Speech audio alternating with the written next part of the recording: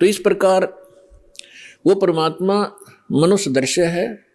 वहां एक बहुत बड़ा गुम्बद बना हुआ है, मंदिर नुमा।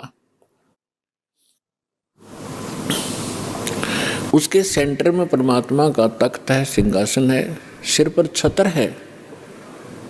जैसे आप इस दास के ऊपर ये आर्टिफिशियल बना रखा है, भक्तों ने ये देख रहे हो।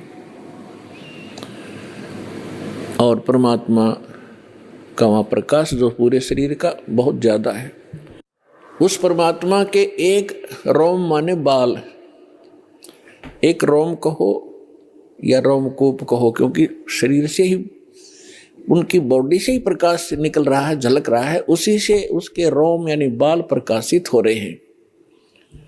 करोड़ सूर्य मिला दे, करोड़ चंद्रमा, तो भी एक रोम यानी बाल का प्रकाश ज्यादा होगा। तो इतना तेज है उस परमेश्वर का। वहां पृथ्वी है सतलोक, जैसे धरती आप देख रहे हो ये ऐसी, वो केवल व्हाइट कलर की है। जैसे आप बालू रेत देखते हैं तो वहां वो पृथ्वी का कैसा रंग है, और उस पर वर्षा हो जाती है, वो सेट हो जाता है तो भी कलर वैसा ही रहता है। तो ऐसा उस सतलोक का भी प्रकाश है, वो भी सौ प्रकाशित है।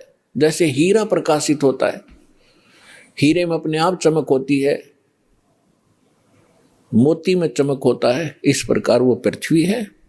वहां सदाबहार वृक्ष हैं, सदाबहार ये सभी काजू, किशमिश, मेवे, सेब, संतरे, सभी फल फ्रूट वहां सदाबहार रहते हैं, वहां कभी अकाल नहीं होता। ये तो है वहां की सतलोक की डेफिनेशन। और परमात्मा कैसे हैं ये आपको दास बता ही रहा है कि मनुष्य दृश्य है, और वहां सृष्टि है ऐसी ही।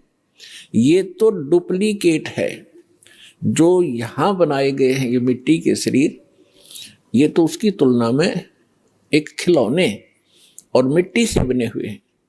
और वहां का जो शरीर आपका स्वर्ण का हो, जो कभी विनाश में नहीं आता। इस प्रकार वहां सृष्टि है। वहां आपके पूर्व के सभी महल ज्यों के त्यों हैं। प्रत्येक व्यक्ति की एक विशेष टेंडेंसी है, एक वृत्ति है, जरा सा कोई अच्छी पोस्ट बन जाती है, उसको प्राप्त हो जाती है, या कोई धन चोखा मिल जाता है, बढ़िया कोठी बनाऊं, बहुत लंबी चौड़ी, ऊपर नीचे, और आगे पार्क हो, पार्क में फिर आगे बगीचा हो, एक साइड में तालाब हो, झूले डाल रखे हो, और फुहारे बनाता है आर्टिफिशियल के, कभी कभी फुहार भी डाल लूं, तो ये बनावटी है। अच्छा, यहां तो एक और समस्या है, ये सारा कुछ किसी ने बना भी लिया तो 36 टेंशन साथ लिए रहता है। वो उस घूम रहा है बगीचे में और टेंशन है कहीं और, ये बिगड़ गया काम, वो बिगड़ गया काम, ऐसे ना हुआ वैसे हो जाएगा। तो उसने वहां एक डुप्लीकेट बना भी लिया तो भी उसका सुख प्राप्त नहीं है उसको, व्यक्ति को। और सतलोक के अंदर ऐसे ही बहुत लंबे चौड़े, प्रत्येक प्राणी के अलग अलग महल हैं। वहां आपका परिवार होगा। आपको कितने अच्छे लगते हैं अपने माता पिता, भाई बहन, अंकल, चाचे, ताऊ और बच्चे, रिलेटिव। और यहाँ ठीक है, अच्छे तो लगेंगे क्योंकि अच्छे हैं, और कल मृत्यु हो जा, टक्कर मारते रहो, कभी भी जीवन में आप उनको नहीं देख सकते फिर।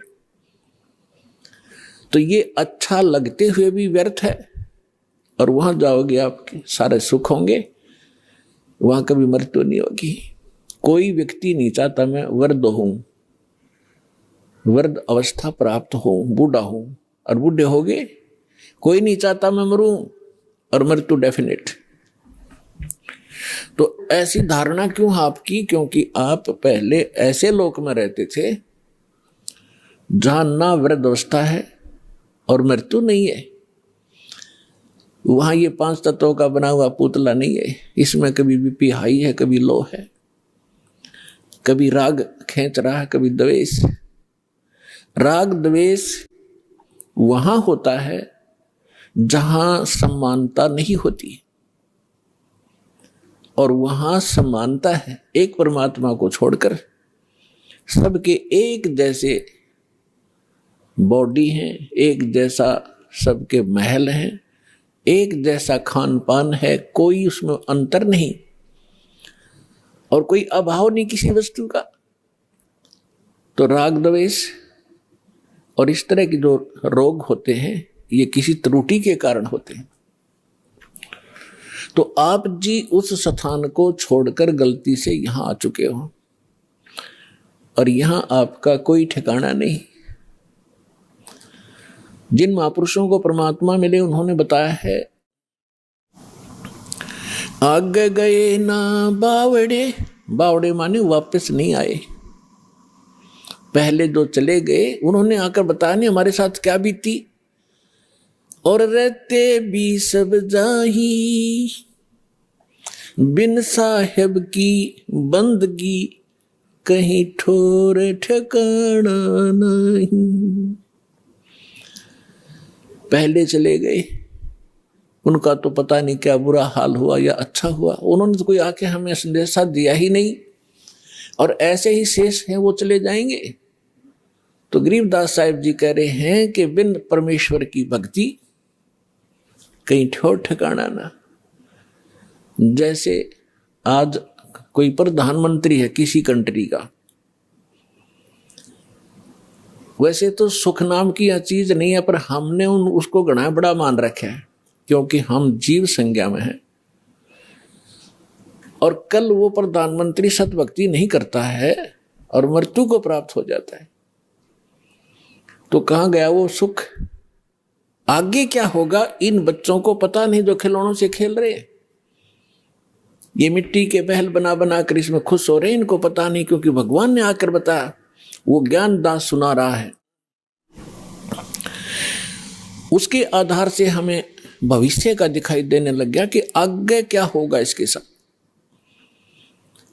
उसके विषय में परमात्मा ने बताया है कि कबीर हरि के नाम बिन ये राजा रसब हो, रसब माने खच्चर, जिसपे अच्छा वजन लोड कराया जाएगा गद्दे की तरह बोरे में।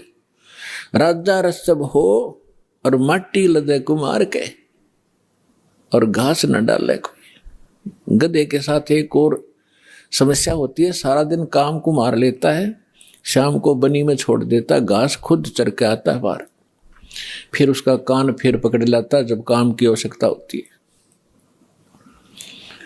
तो पुण्यात्माओं, परमात्मा ने ये जो ज्ञान दिया है आपको सतर्क करने के लिए दिया है, ना कि किसी की इंसल्ट करने के लिए।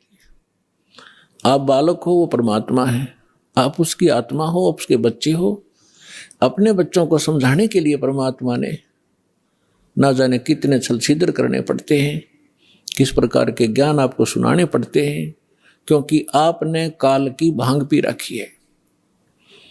कबीर ये माया अटपटी, सब गट आने अड़ी, किस किस को समझाऊं ये कुए भांग पड़ी। जैसे कोई शराब के ठेके पर आपने देखा हो कभी, चाहे 20 आदमी घूटी ला कर आ रहे हो सामने, सबकी एक जैसी भाषा, एक जैसी चाल, एक जैसी बोली रहेगी। तो हमने इस काल की इस त्रिगुणमयी माया की भांग पी रखी है। यहाँ के इन तीनों गुणों के दबाव से हम जो जो कार्य यहाँ चाहते हैं करते हैं, यह भांग है। और सभी एक जैसी वृत्ति होगी, क्योंकि सबने एक का कुएं की भांग पी रखी है। वो ज्ञान सुनने को मिला ही नहीं आपको। अब ये ज्ञान मिला है जो इस भांग को उतारेगा, ये एंटीबायोटिक है, और ये ज्ञान सतगुरु ही दे सकता है। और सतगुरु परमात्मा ही होता है। 600 वर्ष पहले परमात्मा स्वयं आए थे, वो सतगुरु भी थे, परमात्मा तो वो थे ही थे। और फिर उन्होंने कहा था कि जब गरीबदास जी का पंथ होगा 12वां पंथ, उसमें काल अपना जाल जरूर फैलाओगा, लेकिन 12वें पंथ में परमात्मा ने कहा था हम फिर आएंगे। अब परमात्मा नहीं आए तो दास बेच दिया अपना, वही पावर वही ज्ञान दास के अंतःकरण में फीड कर दिया, जो दास आपको आज वर्षा कर रहा है उस अमृत ज्ञान की।